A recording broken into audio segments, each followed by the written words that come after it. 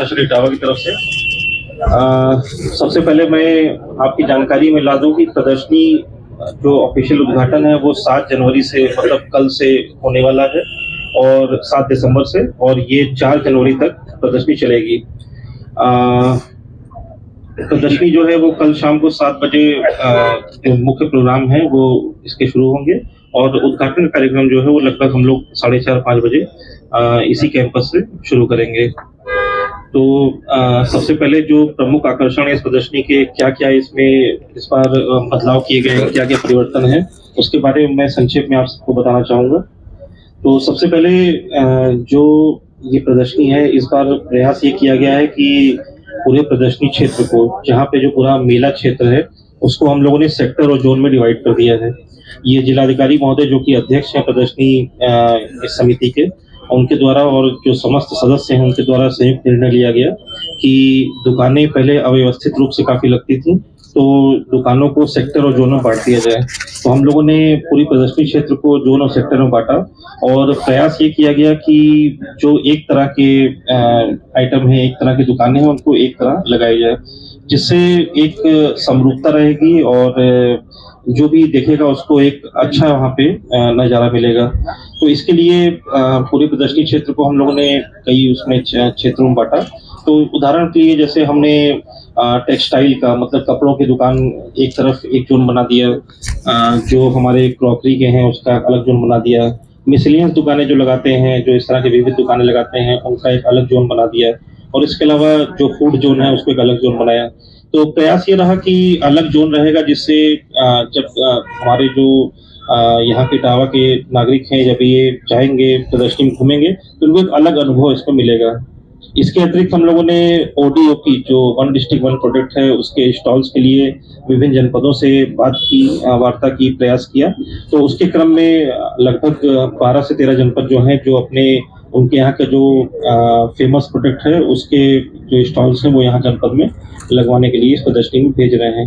तो ये ओडीओपी का स्टॉल्स उनके लिए एक अलग जोन चिन्हित किया गया और ये भी हम लोग इसमें लगाएंगे।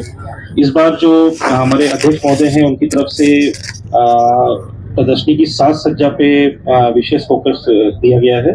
तो साज सज्जा के लिए हम लोगों ने जो हमारे कारीगर हैं उसमें विभिन्न स्टेट्स में इन्होंने काम किया है, उनसे हम लोगों ने साज सज्जा और लाइटिंग के लिए विशेष अनुरोध किया। तो आप देखेंगे कि अगले 2 से 3 दिन में जो साज सज्जा है वो पिछली बार की तुलना में बेहतर दिखेगी और बेहतर लगेगा। इसके अलावा जो एक काफी उपेक्षित हमेशा हर बार बिंदु रहता था कि ये जो हमारा ड्रेनेज रहता था, शौचालय रहता था, उस संबंध में भी अध्यक्ष महोदय ने सभी सदस्यों से वार्ता करके इसके लिए अलग से प्लान बनाया और बेटर ड्रेनेज के लिए, बेटर शौचालय के लिए इसके लिए हम लोगों ने इस पे अलग से एक एफर्ट किया है और नगर पालिका की टीम तो लगेगी साफ सफाई के लिए। इसके अतिरिक्त भी हम लोगों ने एक साफ सफाई के लिए एक अलग से प्राइवेट टीम को भी हायर किया है, जिससे कि ये पूरा क्षेत्र जो है इसमें शौचालय में और साफ सफाई जो है पूरी बनी रहे। इसके अतिरिक्त प्रदर्शनी क्षेत्र जो है वहाँ पे हम लोगों ने इसके अतिरिक्त प्रदर्शनी क्षेत्र में पूर्व में सीसीटीवी कैमरेज जो थे वो कम थे, तो इसीलिए सीसीटीवी का अनुबंध एक प्राइवेट एजेंसी से किया गया, टेंडर के माध्यम से उसको सिलेक्शन किया गया और सीसीटीवी कैमरे पूरे क्षेत्र में बढ़ाए गए। तो सीसीटीवी कैमरे बढ़ने से जो आमतौर पे कई बार शिकायतें मिलती थी कि कहीं अगर पॉकेट मारी का या जेब कतरों का या इस तरह की किसी का कोई सामान खो गया है, तो इस बार हम उसको बेटर तरीके से हैंडल कर पाएंगे। इसलिए हम लोगों ने सीसीटीवी कैमरे जो है पूर्व में जो इंस्टॉल थे उससे ज्यादा हमने 24 कैमरे और ऐड किए हैं और हर प्रमुख चौक पे हम लोगों ने सीसीटीवी कैमरे लगवाए हैं, जिससे कि हम इस पे बेटर सर्विलांस और बेटर मॉनिटरिंग कर सकें, जो कि हमारे कंट्रोल रूम से दिखेगा। सिक्योरिटी पॉइंट ऑफ व्यू से हम यहाँ पे आपको पता होगा कि पुलिस की तरफ से एक इस अवधि में एक अस्थायी थाना बनता है, अस्थायी चौकी बनती है और यहाँ पे एक चौकी इंचार्ज की पूरी पोस्टिंग होती है। तो उनको सप्लीमेंट करने के लिए ये हमारे अध्यक्ष महोदय और सभी सदस्यों का निर्णय था कि हम लोग एक प्राइवेट सिक्योरिटी एजेंसी भी हायर करें, जो कि यूपी सैनिक कल्याण निगम, आपने सुना होगा, कई जगह पे वो लोग सेवाएं दे रहे हैं।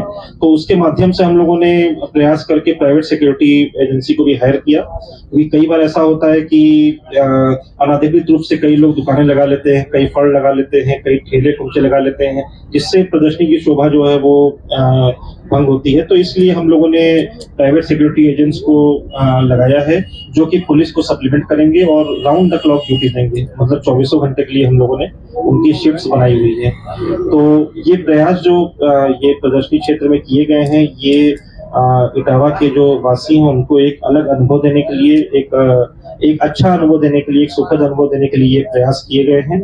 और इसके अतिरिक्त एक बहुत बड़ा जो परिवर्तन इस बार लाया गया है कि पिछली बार जो अस्थायी दुकानें होती थी, अस्थायी दुकानों को दुकानदार जो दूसरी प्रदर्शनी से या दूसरे जनपद से आते थे, वो अपनी बांस बल्ली और अपना कपड़ा लगा के दुकानें बनाते थे। इस बार हम लोगों ने हमारे सभी मेंबर्स की सहमति से हम लोगों ने अस्थायी दुकानों का निर्माण यहाँ स्वयं कराया। तो अस्थायी दुकानों का निर्माण होने से जो हमारा सबसे प्राइम यहाँ पे जो फोकस था एक रूपता का, वो एक रूपता रहेगी। हमारी जो अस्थायी दुकानें लगभग 450 के आसपास बनी है, वो सब एक जैसी दुकानें बनी हैं। अब हम उसका सिर्फ आवंटन किए, आवंटन के बाद जो व्यक्ति आएगा उसको अपनी तरफ से उसमें दुकान निर्माण में उसमें कोई कार्य नहीं करना पड़ेगा, उसे बनी बनाई जो है दुकानें मिलेंगी। तो आवंटन के लिए भी हम लोगों ने आवंटन समिति बनाई, जिसमें एडीएम न्यायिक साहब को इसका अध्यक्ष रखा गया। तो उन्होंने इसका आवंटन किया और आवंटन में प्रयास ये किया गया कि जिसको पूर्व में जहां दुकानें मिली हैं उसको वहीं अलॉट किया जाए, बस वो सेक्टर जोन स्कीम के हिसाब से रहे। इस स्कीम के हिसाब से अगर कोई आदमी मान लीजिए कपड़े की जोन की दुकानों में कोई अगर खिलौने वाला आ गया या कोई फूड वाला आ गया, तो उसको उस जोन में शिफ्ट किया गया। तो इस संबंध में बहुत ही मेटिकुलस अप्रोच लिया गया, बहुत दिन प्लानिंग हुई है, उसके बाद मतलब आवंटन किया गया है, जिसमें थोड़ा सा विलंब इसमें हुआ, परंतु अब उसके बाद अब एक आवंटन यहाँ पे एक स्ट्रीमलाइन होके सबको जहां मिलना चाहिए था उस हिसाब से यहाँ पे दुकानें इसमें मिली हैं। तो आवंटन समिति ने हमारा सारा आवंटन कर दिया है। हमारी जो प्रदर्शनी अवधि है, मैंने जैसा बताया, कल से शुरू होकर 4 जनवरी तक ये हमने अभी अवधि मानी है। उसके आगे निर्णय जो हमारे अध्यक्ष महोदय और सदस्य हैं उनके हिसाब से लिया जाएगा कि आगे इसको विस्तारित किया जाएगा कि नहीं किया जाएगा। अभी के लिए हम लोगों ने इसमें ये तैयारियां की हैं और ये तैयारी हमारी जो शुरू हुई लगभग 2-2.5 महीने पहले से, उसके लिए हम लोग सबसे पहले इस प्रदर्शनी का एक लेआउट, एक मानचित्र बनवाया। क्योंकि आप सभी को पता होगा कि ये प्रदर्शनी लगभग 100 से 120 वर्ष पुरानी है, तो इसीलिए इसका एक प्रॉपर मानचित्र बनवाना, लेआउट डायग्राम बनवाना जरूरी था। इसके लिए सभी की सहमति से एक आर्किटेक्ट का चयन किया गया, जो कि पूर्व में कई जिलों की प्रदर्शनी कराते रहे हैं। तो उनके माध्यम से हम लोगों ने इसका एक लेआउट डायग्राम बनाया। उस लेआउट डायग्राम को फाइनल होने पे हमने सेक्टर जोन स्कीम बनाई और उसके हिसाब से हमने फाइनल यहाँ पे ये प्रदर्शनी का स्वरूप इसको दिया है। तो अभी ये चेंजेस हैं, चेंजेस इनकॉर्पोरेट करने में थोड़ी समस्याएं होती हैं, आप सभी को पता होगा। तो धीरे धीरे ये सबका एक्सेप्टेंस इसमें आ रहा है, धीरे धीरे लोग जो हैं इस चेंज के हिसाब से कार्य कर रहे हैं और हमें उम्मीद है कि हम इसको बहुत ही बेहतर अगले वर्षों के लिए, हम आगे के आने वाले वर्षों के लिए हम बेहतर बना देंगे, जिससे इसी पैटर्न पे आगे भी इसमें काम होता रहेगा। अच्छा, ये बताइए एडीएम साहब, जिस तरह से इस बार आप एक सदी से पुरानी नुमाइश जो हमारी है, इसमें और ऐसा, ये बहुत अच्छा प्रश्न है। पिछली बार से क्या क्या इसमें चेंजेस हैं ये मैं बता देता हूँ। पहले जैसे आमतौर पे कोई हमारे यहाँ छोटी नुमाइश लगती थी, किसी भी जिले में लगती थी, तो ये उससे इस मामले में बहुत ज्यादा इसका डिफरेंस है कि यहाँ पे हम लोगों ने सारी चीजों को व्यवस्थित करने का प्रयास किया है। व्यवस्थित इन द सेंस कि यहाँ पे हैफजर्ड तरीके से दुकानें नहीं लगेंगी, हर दुकानों का सेक्टर और जोन बटा हुआ है। जैसे आप नुमाइश के अंदर जाएंगे तो आपके कपड़े के लिए दाहिने हाथ पे सेक्टर 1 है, उसके आगे जाएंगे तो क्रॉकरी मिलेगी, उसके आगे जाएंगे तो आपको फूड जोन मिल सकता है। ऐसे करके हमने सेक्टर जोन बांटा है, पहली चीज। दूसरी चीज, हमने बाहर के जनपदों से जो ओडीओपी जो जहाँ का फेमस है उनको हमने इनवाइट किया। हमने सभी जनपदों से बात की, उनको इनवाइट किया और प्रयास ये किया है कि बाहर के जनपदों से ज्यादा से ज्यादा लोग आए और अपनी यहाँ पे जो उनके यहाँ की जो कला है उसका यहाँ पे प्रदर्शन कर सकें। तो ये दोनों चीज हमने नई की हैं। उसके अलावा जहां तक हमारे सिक्योरिटी पॉइंट ऑफ व्यू पे हमने इसमें इस बार काफी काम किया है। पुलिस को सप्लीमेंट करने के लिए हमने एडिशनल यहाँ पे रिसोर्सेज लगाए हैं, कैमरे हमने बढ़वाए हैं और इसके अलावा जो हमारा जल निकासी की व्यवस्था है, जो हमारे शौचालय की व्यवस्था है उसको भी हमने पिछली बार से और बेहतर करने का प्रयास किया है और ये प्रयास अभी अनवरत जारी है। मतलब ये प्रदर्शनी अवधि में ऐसा नहीं है कि कल ये कार्यक्रम शुरू हो जाएगा तो फिर हमारे जो प्रयास है चेंजेस हैं वो नहीं होंगे। तो हम पूरा प्रयास और कर रहे हैं कि इसमें और भी जो चेंजेस हैं नवीन चीजें हैं वो ला सकें। और इसके अलावा और भी हमने पवेलियंस बनाए हैं जो यहाँ के दुकानदार हैं जो अपना कुछ चीजें शोकेस करना चाहते हैं।